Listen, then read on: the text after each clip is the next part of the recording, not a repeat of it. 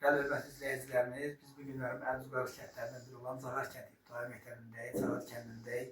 Çox gözəl qonaqpərvər kəndi, həm də gözəl bir səfalı yerdə yerləşir. Bu günlərim biz burada gözəl təhsilin şahidi olduq.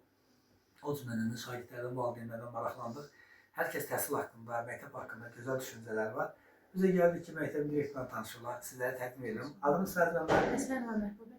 Çox gözəl. Məhbubə müəllim, neçə təhsildə çalışırsınız?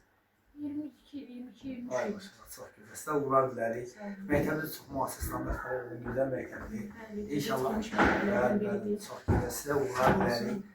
Prezidentimiz.